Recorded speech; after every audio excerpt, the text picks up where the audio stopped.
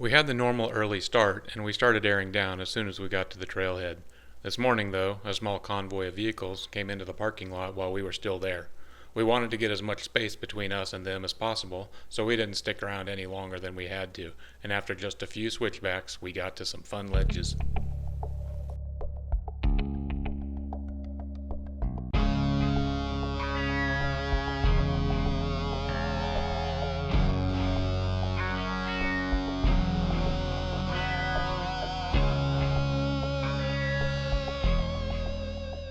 Somewhere early on, I asked my wife if she could drive so I could record something. You can see her bling reflecting in the windshield. She's a great spotter and driver, but with her behind the wheel, I can get out to record things from the outside. She was still driving when we got to the waterfall obstacle and actually ended up doing a large portion of this trail, including most, if not all, of the more technical obstacles.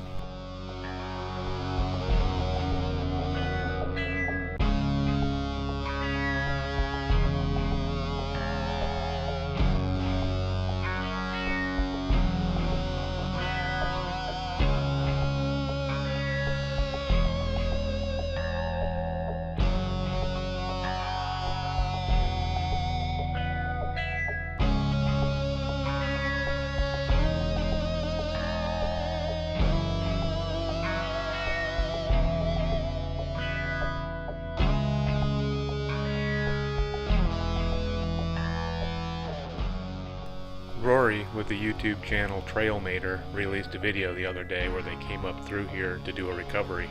He was driving his famous tow truck and pulling a 2-axle trailer. I can't say I'd want to pull a trailer through here.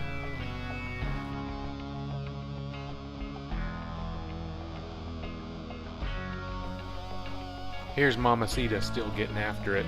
We only saw a few motorcycles while we were here, and they all seem pretty courteous on the trails.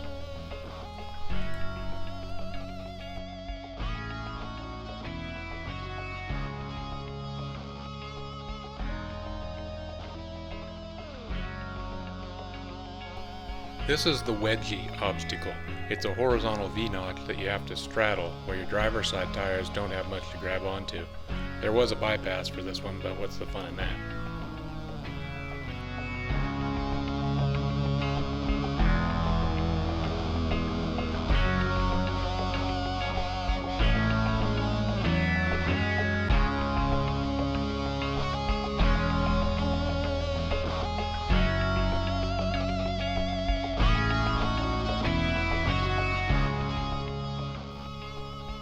Here's another fun ledge that highlights how hard it is for me to play spotter and cameraman at the same time. Sorry Brian, the footage I got of your Jeep sucks. We're gonna have to go back and redo it.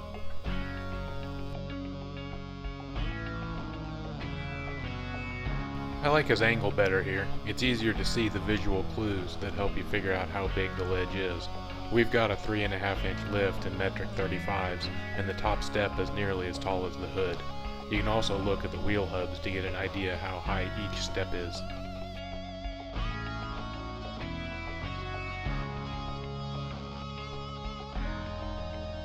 A little later we got to this little V-notch climb, and it looked like a perfect spot to put the GoPro and get some cool shots of the underside.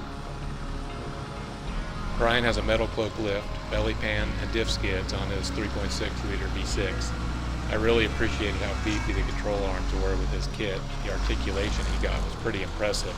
That articulation, or more precisely, the amount of axle droop it allows, is why he had to replace his front drive shaft.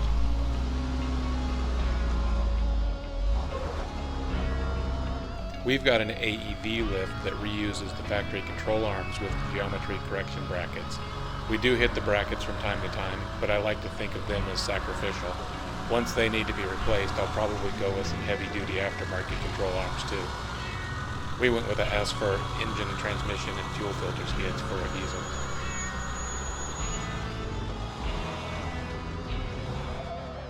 Brian took us up a side trail to an overlook. There were times I wondered if I was still behind him, and other times I wondered if we were actually on the trail. Remember, I admitted in the Hell's Revenge video that I wasn't following along on the map. But once we got to the top, it was apparent we weren't trailblazing, and there was a great view with Moab down below and snow-capped mountains off in the distance. We also found another spot with memorials.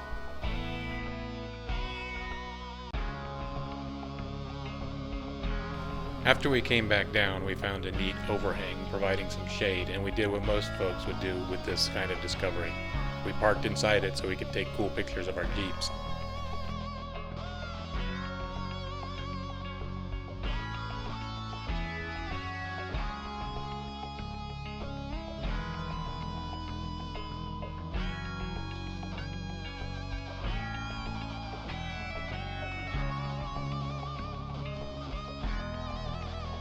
From there, we headed back, and most of the trail was just retracing our earlier steps.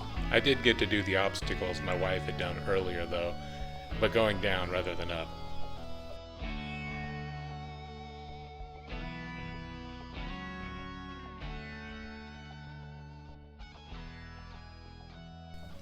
Well, folks, that wraps up our 5-day trip to Moab. I hope you enjoyed the videos, and take care.